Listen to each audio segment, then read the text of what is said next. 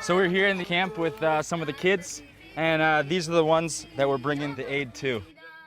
A few months back, there was some fighting that broke out in just north of the location where we are right now, and it caused a massive displacement of people. And essentially, because they were running from warfare, they came with basically the clothes on their back and the children in their arms. And today, there's over 22,000 people that are here. Samaritan's Purse is just trying to help the people to save their lives. Things like food, water. These are issues every day. So we've been flying in food, we've been flying in drilling rigs to drill wells into the ground to provide people with water. We've been providing supplemental nutrients for children that are malnourished, and other types of interventions like that that are really designed to meet the very basic needs to keep people alive in desperate situations like this.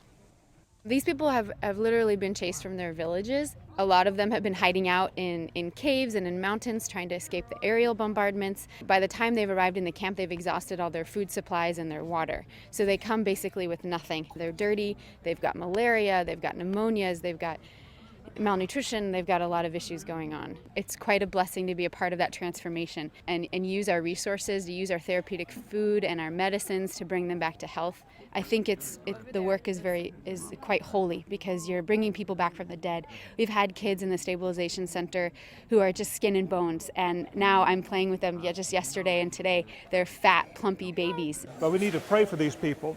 They need the churches standing behind them, because what is happening, it's an atrocity. We really feel that Samaritan's Purse is acting as the hands and feet of Christ in this camp, providing for their physical needs as well as the spiritual, listening to their stories, providing trauma counseling, and providing the hope of Christ in such a destitute and traumatic, horrible situation. These children are refugees who arrived at this camp about 3 weeks ago. On their way to this camp, a bomb fell and their mother, who happened to be pregnant, died. The children also sustained injuries from the shrapnels from the bomb. This little girl had some injuries on her knees and legs. This little boy also suffered some burns from the shrapnels from the bomb.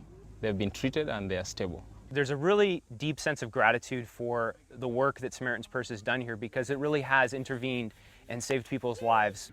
In fact, if it was not Samaritans, I would have died. Up to now, I will never forget Samaritan people.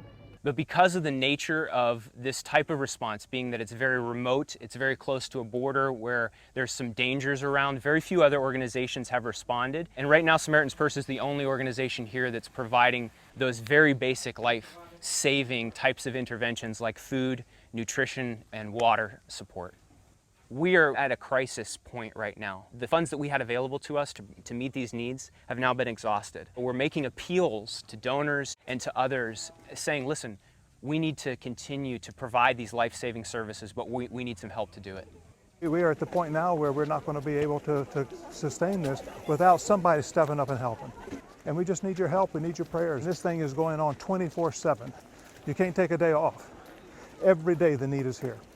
We have to be able to continue to provide the assistance that these people need to stay alive and to be able to make their way through this very persecuted time in their lives.